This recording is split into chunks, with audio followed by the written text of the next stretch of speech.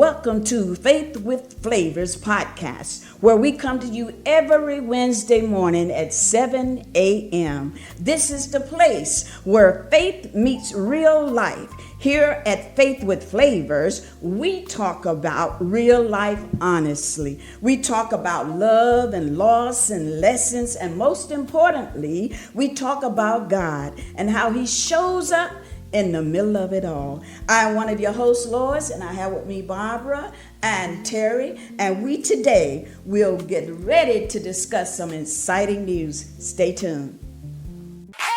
We've been going on and on about this major thing about where do we see the church. We've asked question after question and made comment after comment. So today we're going to feed right into, are young people leaving the church or are they looking for something real? Wow. Start us off, Laura. I will do just that. Thank you, Barbara. In my opinion, this is a good topic. This is a very good topic because it's about young people and why it seems like they do not want to go to church. You know, we go to church now, we see very few young people, if any at all. And we're wondering why the young is not in the church. Well, we're going to talk about that today together. And we're going to find out just what the reason is and what are some solutions. Wow. That's going to be good. Yes, it is. Well, I noticed myself, church being for young people is the same old tradition. You know, they go to church, you know, you have your hymns. For the most part, some of them are dead hymns. That is true. And not only that, but then you have the hymns, and you have a couple of scriptures, you have prayer, you have the offering, you have the pastor that brings the message. And sometimes young people feel like that's just completely over their heads, you know, and it's no one really paying attention to the young. They don't feel like they are part of the service for the most part. They seem to be ignored. You know, some feel like they are being judged. You know, others feel like it's just a plain hypocrisy, you know, because they may see their parents do something and then they dressing and going to church Sunday morning. They hear different things going on in the church, so much confusion, so much fighting, this type of thing and the other. And you wonder why young people don't want to be a part of that. So, here I am. I'm always the one that's going to give that little pushback. Is it the place where we just practice that on that specific day and that's all? Is that what young people are seeing us do? That is true, because you know Sunday is church day, and for most of the older generation, Sunday is church day, so they know that we're going to get up and we're going to go to church, you know. And so is Sunday just church day, or should Sunday be a day that we get re-energized to carry out those God-given commands every day to the week? Well, it should be a daily walk. Okay. It should be a daily walk for Christians, and we should walk out that we believe in. What do you think, Terry? I think that every day God sends is a gift, and we need to embrace that. And whether you celebrate a Sabbath on Saturday or Sunday, or you just do every day it's the same, God deserves all the praise every day. He deserves some attention from us and focus from us, so we stop focusing on other people and we build that relationship with God. And I think that's the disconnect. If we are watching people, we're going to get led astray. I think it's important. I go to church every day. It may not be that specific building, but I go to church every day. There are certain things that I do every single day that allows the Lord to know I'm very grateful for Him saving a sinner like me. And your Amen. Children see that. And I hope that every person I encounter sees that in me. Because as I say, sometimes your behavior is the only Bible people read. Wow. Absolutely. That is powerful. You know, children nowadays, I see are telling their parents what they will and will not do. What do you think about that? As far as you getting up, going to church, and your child is laying home in the bed, and they're telling you, I'm not going. So what do you do as a parent? Well, we're going to come back to that. Right now, we're going to take this break, but we're going to come back and fill in what do you do when you have a child telling you what he or she is not going to do regarding going to church. We'll be back. Well, Barbara says she's the queen of the pushback, but I'm a little bit in this situation. I have a couple of different perspectives. When you do have a child that tells you they don't want to go to church, that's an opportunity for a conversation. Not because I said so, but to find out what's going on. Why do they feel that way? What was said to them at church? Because a lot of times children get separated from parents in church. They have children's church or something like that. I'm an investigator. I want to know why my child is expressing something that I may or may not agree with. So I deal with that by getting a little deeper into it. Like, what's going on at church that you don't enjoy, and what else do you think you're gonna do while I'm at church? Now, I carried mine, and maybe once or twice I drug them. But I was that strange little kid that loved going to church. My mama never drugged me. She sent me, and then when she saw I was not gonna stop going, because she said, well, I have to do this, I have to do that. She started doing those things a little sooner, and she started going with me. And I have great memories of family being together. And when Barbara asks, well, what do you see Sunday as? I still see Sunday as a family day. A day that you don't have any of those pressures of the world on you. You just spend time to recharge, and part of my recharging is spiritual, whether I go into a building or watch a service online. I get a good word, I have some family time, I have some rest time. That's the way I feel about Sunday. Well, that's good, and I believe that. I believe what you're saying, family values and things of that nature. And I don't believe that young people are rejecting God. I believe that they are rejecting the experiences they may have had inside churches. When my mom used to take us to church, if we did something, we would get that pinch. She would twist that skin. And so we felt like, wow, if I'm going to get pinched every time I go to church, I don't want to go. Was that a place I'm supposed to sit still and not say anything, not do anything? So, eventually you get in your mind that, oh, this is not for me. This is not this is not something that I want to be involved in, because every time look like I get hurt by the ushers because they're telling me to take chewing gum out of my mouth or sit up or don't be running in the church, and look like church become too many rules, for young people. So they feel like they can't be themselves, they can't ask honest questions, and things of that nature. They have issues in life too, and churches are supposed to be the hospital for all of us. They're supposed to be able to come to church too also and find answers in church. I wouldn't mind if it was a counselor in every church, and there probably are some, to deal with issues. And you have the ministers, the associate ministers there, because people are dealing with issues. Young people are dealing with depression and suicide and these type things, peer pressure.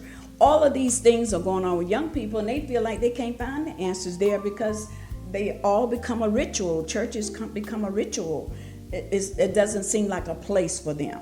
It appears to be the same way it was when I was going, and my mother made us go to church. I didn't like it, but I'm thankful that she did make me go to church. I didn't like it. The only part I liked about it was hanging out with my friends. I guess when you're young like that, you really don't know why you're supposed to be there. At least I didn't. In my generation before that, they told you when you were going to be baptized and all of that. And so, but as I grew older and realized what my mother and father were trying to do, I got it. But I didn't get it when I was young. I'm sorry, I just didn't. I was just one of those where, do I really have to do this? And why? That was it for me. Wow. But young people have real life issues too. Yeah. They have a lot of things going on in their lives, and I believe that the church should be a place to provide some answers for them. I really do. If a lot of churches I've been to lately has a row of associate ministers sitting on the pulpit, and I do believe that somebody a leader should appoint someone that they trust, to go to a back room and tell the people, okay, if you have any issues, anything going on, you can go in the back and talk to our trained counselors. Okay, we're gonna save that right there. We're gonna pause right there, and we're gonna come back and dig deeper into this, because this is a conversation that go on forever. Yeah, like I was saying, that a lot of young people feel like the church is just full of rules. How their appearance, how they show up. Why should, and people's, whispering, why did she wear that? Why did she come looking like that? Be happy that they are there. I remember something I saw on a sign a long time ago about fishermen. We are called to be fishermen. He said, Jesus said, you catch them, I'll clean them. So once we get them into the church, love on them. Love on them, make them feel a part of the church. Find something that they could do, and then train them up.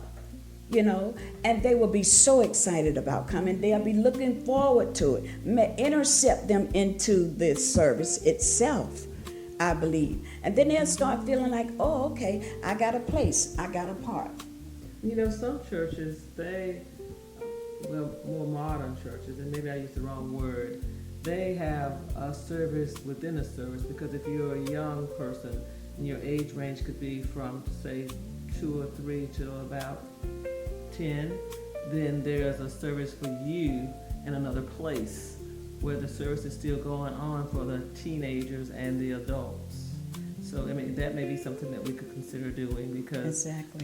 when you're up there in that pulpit and you're talking on a level that the adults are understanding, are the children really understanding, are the pre-adolescents really understanding what it is you're talking about, or is it over their head, as you said? Exactly. And that's why they used to have school church, what you call school church, taking certain ages groups into another area. They're talking about the same message that is being brought forth in the adult Sunday school. They're being taught the same thing, but on their level, where they can explain it. That is key, on their level. On their level. Mm-hmm. So all of that incorporates making them feel a part of it. Right. Feeling a part of something that you do. So Terry, let me ask you, because you said you loved it. Did you get what was being said out there with everybody else? Well, I can honestly say I've been fortunate to belong to churches. I took a little break at 2, but I'm back home now. And I've always been in congregations where the leadership valued education, religious education, and just education in general, and that there have always been programs in place. Now, as a child, I felt loved at church. I saw the same people at school as I did at church, because my teachers went to the church. I walked down the street in the community, and I was like, I can't get into trouble, because they're going to tell my mom and daddy, because everybody knew everybody. We were more of a community back then. Now we go to church, and you may not know many people, but I think for children particularly, it's important that those relationships are built where children feel that church is a safe place, and that the people entrusted with the education, the teaching of godly principles, that they model those principles when those children see them somewhere else. And I think that love is key. That love one another. I think we have to start there with young people, and not just the love and the hug that you get when you walk up into the church, but the love and the hug when they see you out in the community. Even the love and the hug when they get in trouble at school. The love and the hug when they're at a ball game. The love and the hug when you're chaperoning a dance they may be attending. So that love and that hug should be around the clock, the way I see it. Mm-hmm. And who we have in charge of youth programs is important. Having someone who is young enough to connect, but old enough to lead. I agree with that. We're gonna clock this right here, and we're gonna come back to you, because it's just so much that we can compress into all of this good information that we want to talk about. So thank you for hanging in there with us.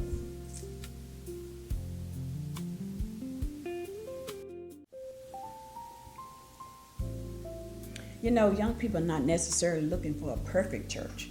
They're looking for an authentic church.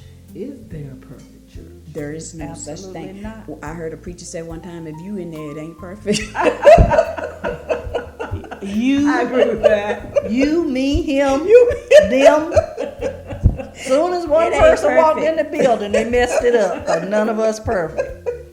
But they're looking for an authentic one. They really are. A place where they can be heard, they can be loved and taught, corrected with compassion. I agree with Okay. that wholeheartedly. And encouraged to grow in Christ without pretending to have everything together, because, a lot of times young people feel ashamed. They don't want to ask questions. And adults feel that way too. Of course. And I was saying earlier, they need to have counselors there or trained, ordained ministers there to speak to anyone that may have a problem or issue, young people especially, because it's too much. If this generation leaves, who's going to be there at the church? It's generally our age range or a little bit older that's attending church now. That's right. But who's going to be there when we're gone on? Have we trained these children to come up to be leaders? Have we done that? No, we're so busy trying to dominate everything ourselves. That's true, for the most part. And it's so sad, a lot of leaders feel like the church belongs to them. But the church belongs to God. Now, we got to talk about at some point the difference between holding a position and fulfilling a responsibility. All right now. Because if your title and your authority and your power means more to you than helping these young people succeed in life and develop their own relationship with God, you just missed the mark. Yes, most definitely. We have to be humble. And marks are being missed. I mean, there are churches out there where people have died and they're trying to figure out, where do we go from here? To me, good leaders plan for their exit. I like and that they plan plan. for someone to step into that role when they have exited. And you can't wait to plan after the person is gone. There should be some succession planning in place prior to that. And so it's the time to give young people opportunities to step up. If we are truly want to be authentic leaders. We're leading, we're building legacies. We can't let God's promises die with the leader. Right. Exactly. And that leader, none of us are going to last forever. That's right. And so when it's time to, and we never know when that time is. And you said an important part, Terry, that just jumped out at me. That leader should be concerned about his or her legacy, and a great legacy is making sure of what you started continues after you are long gone. Absolutely. We don't, I understand what he said, but I heard a quote that said Harrison Ford was asked, who's going to play Indiana Jones after he's gone? And he said him. I guess they're going to make AI after he's gone to make it look like Harrison Ford is in there. But Harrison Ford said there will be no Indiana Jones after him. But there's a God, every day there's a God in heaven that wants us to succeed. So Every day. We can't be like we're the only member of the church or we're the only leader in the church. We have to behave in a way that we're building God's kingdom. The Great Commission says we are to seek and to go out to help souls be saved. So Yes. That's our job, seeking to save. Be missionaries. If you belong to a missionary Baptist church like I do, we're supposed to go out and help people be led to Christ. So whatever your religion may be, whatever your doctrine is, you should be fulfilling as a member, fulfilling that doctrine. Amen. And not let our children, our youth, fall through the cracks. That is most important. And sometimes you have to come out of that church and go into the community. Yes. To let those children know that church and relationships do not exist just within those four walls, but it exists outside those four walls as well. And they include our youth. Yes. Yes. So we're wrapping it up again, right? Yes. Yes, Okay. we are. We're coming to you with something else. Stay tuned. Stay tuned because we love it.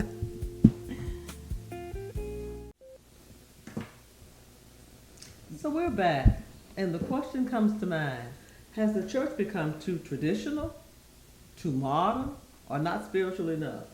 We're going to start off by talking about whether or not it's just too traditional. Tell us what you think. Well, I remember old time church, and they used to have testimony service. Oh my goodness, everybody in the church would get up and testify. They had tarrying service and whatever. A lot of people don't even know what tarrying service is, but they would go around the altar and they would just basically pray and call out to God. That was interesting. And of course, they had the hymns and all of that. And back then it was kind of real fellowship. It was like real fellowship at that time. But times have changed, to some degree. And because it's so many more people attending church, there's no way you can have everybody in the church stand up and testify. So you can't have testimony service. You can have a special night maybe and through the week where people can come out and have a service where they can testify or whatever the case may be. But I feel like this, even on Sunday, if you have a fire-burning testimony that you feel like you need to tell people about what God did for you through the week, I think you should have that opportunity to do so. What do you think, Terry? I understand having an order of service, but our service should never be so tight, so ordered that the Holy Spirit can't have its way. I like that. That is so true. I like that. So what do you think about shorter services? Because I remember back in the day, and we're talking about traditional versus modern services. So back in the day, we would stay in church from 10 for Sunday school, stay there for early church, and then sometime they'll go out and eat under, out of the back of the trunk of the car and open the trunk up and pull out all this food. And then we go back in at the 5 o'clock service. I said, oh my Lord. I remember that going to church and being there to 3 or 4 o'clock, doing just what you said.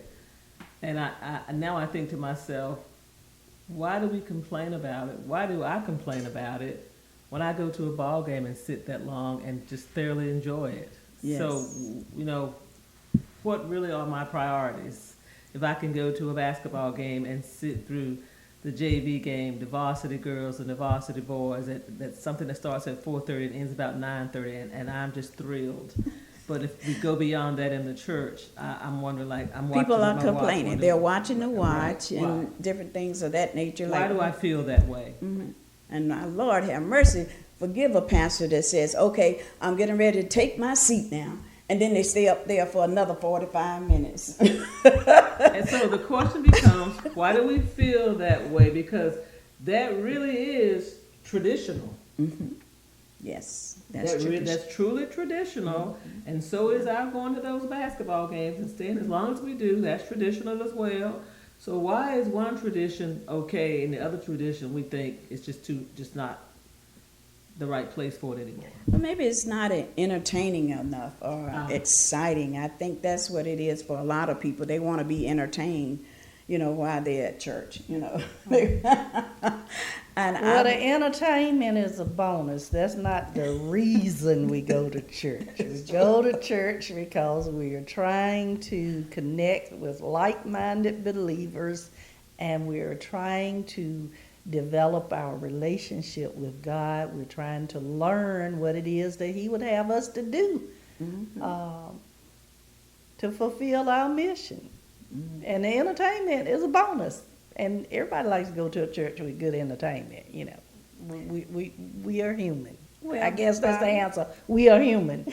And I think if I could, I'm examining in my head, when I go to a ball game, I'm dressed very comfortably. I probably have a pair of cowboy boots and some jeans and whatever, but I don't go to church like that. I may wear my cowboy boots to church, but I'm trying to be a little more polished in church. But then that's just us and how we have become as a culture, because the Lord says, come as you are. Mm-hmm. Yes, He did. Yes, He did. So we put that pressure on ourselves. So what about the church, the old way should we keep and the new way? And what do we need to change? We need to change our way of thinking. If it's working, it doesn't matter if it's old or new. We need to do what works. We need to check ourselves before we start examining other people. Get that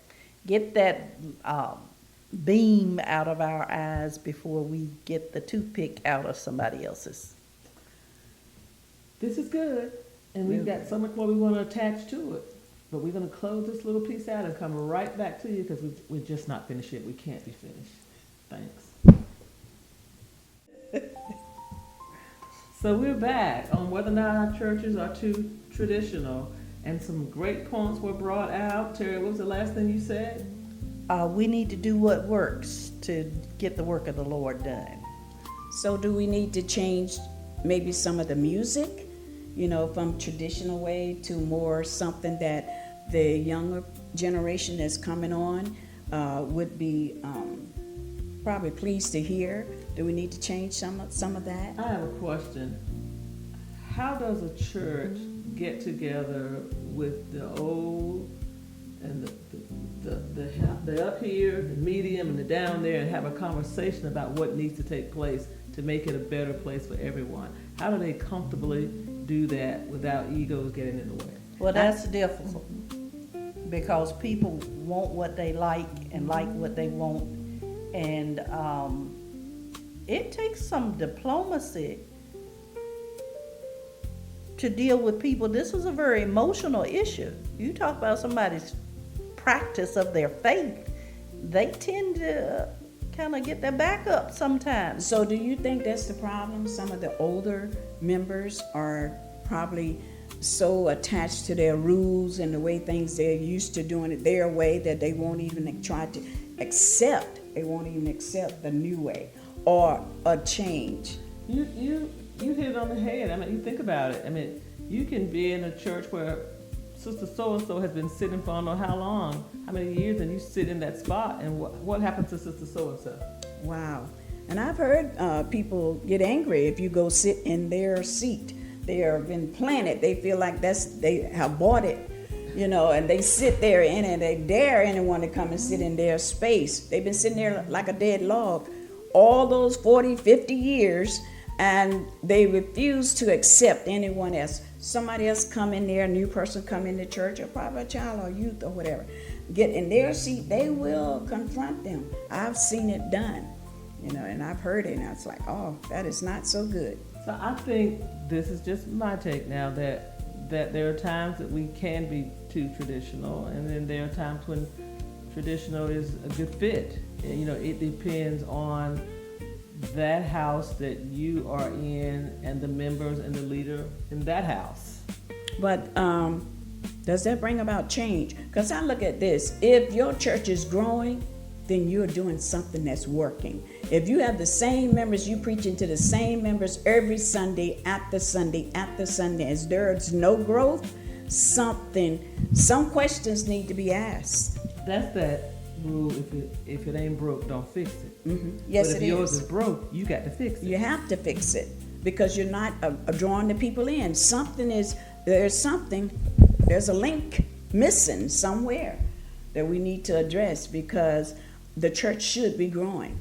If not but one or two members joining at a time, still it needs to be growing. Is it too modern? Is it spiritual enough? I don't know. I feel like if it's modern church, then I feel like it would be growing. I'm going to give a prime example. I don't know if I should, but I'm going to do it. When has that happened? When has that ever stopped you? Never stopped me. But a prime example, a pastor, and I won't give no names, came into the area, and he was on fire for the Lord. He was on fire. That church was growing by leaps and bounds, and they gotten to a point they had standing room in that church. All of a sudden, a couple of months down the road, maybe 5 months down the road, I don't even think it took that long, people start not coming. Something changed. That pastor that was preaching and teaching the Spirit with that powerful anointing had calmed down. What died? Something happened. I don't know if the board talked to him and said, we don't do things like that this way here. And those things do happen because you can have a board and the board needs to be satisfied. I agree. You will not have a JOB. The board cuts the check. They cut the check, so you will be gone. But I believe if that general, that leader had stuck to his belief and kept that anointing, that fire that he had, that church now would be overflowing with the youth, and not only the youth, older people as well, because I mean, it was really, really growing. That kind of reminds me of like, if you got a dog and the dog has ticks on him or her, when the dog dies, you see the ticks popping off because, the blood is gone or whatever, and so the blood had There's left that nothing church. else, right? Whoa. The blood had The left that blood church. had left that church. Something happened. Well, there's so many somethings that we can talk about, and we're going to circle back to them, but we're going to cut this right here. Thank you. We're going to ask a question today. Will the future church focus more on healing? We hope so, because it's a lot of hurting people out here right now. They are hurting. So many people are dealing with grief. I've had 3 people, family members, recently to pass, and it has been horrible. It has been such a tragedy. It's hurt us so bad. And so what is the church going to do about it? They dealing with people dealing with trauma, divorce, sickness, loneliness, depression, family wounds, and church hurt. So what do you think, Terry, in your mind? Do you think the church should focus more on healing, since that the church is supposed to be the place of healing? I do believe that we should model compassion. Stir up those gifts of the Spirit. I like that. Whatever's lovely, whatever's kind, think on those things. But if there's no compassion in your church, if there's no feeling of it's a community problem, we should address it, or that family's going through something, how can we, show them that they're not alone? Those types of things we have to do better at, because mental health issues are at an all-time high, and whatever resources, the church is not separate from the community, it's part of the community. Yes. The people that attend the church are not separate from the people who don't come to church. We have to interact with each other in society. So what can the church do to give us a sense of comfort, a sense of strength, that when we have to go out into the world and face all these issues, that we have what we need to stay strong? Exactly. I think loneliness is the big one today in the church. We talked about, the healing piece and all that too, but loneliness can also lead to a person having an illness. Yes. Because loneliness Depression. cuts so deep, and then that sets in, and then the depression sets in, and all the other things set in, and we can't ignore those things, because post-pandemic has caused loneliness to almost quadruple in this country and possibly in the world. That's so true. That is so true. So what can the church do? Because what I see now is people go to church and they sit there through the service and then they go home. So what can the church do for these people that are dealing with grief and trauma and divorce and all these different type things? Should they have a committee? Should the pastor start getting up and saying in the midst of the service, is anybody having any issues?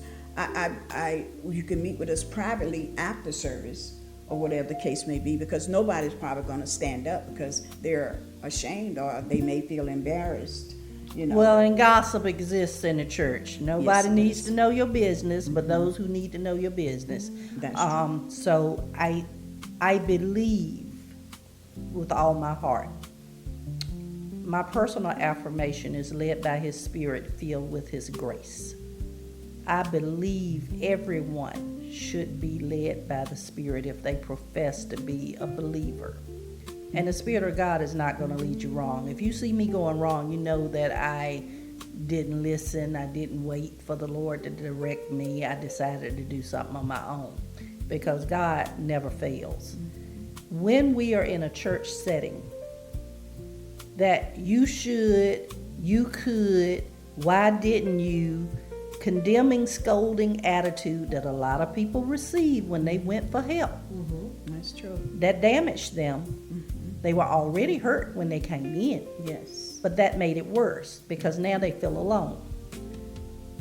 I believe that the current legal system sometimes makes it hard for churches to do things because we have laws in place that say you can't do certain things as a church, or you'll be in trouble. So that's one challenge. How can the church be true to its mission to serve in an environment where legally you got to tiptoe about some things? But I believe that I have a leaders question. have okay. Do you think churches should have counselors I do. other than the pastor? I do. And then, have specific days and times that if you do have something going on, you can schedule an appointment?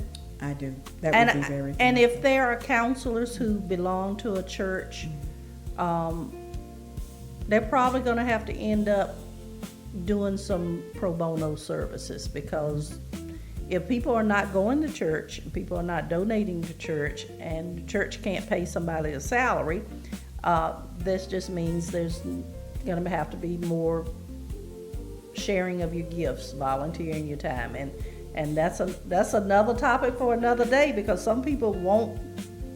They went to school for that, they paid money for that, and they're not always going to volunteer and do that. So that's a challenge. We But can church say we're going to should be. have it, but are we going to be able to provide it? And we're going to come back with more of this because this is a hot topic. So thank you and stay tuned.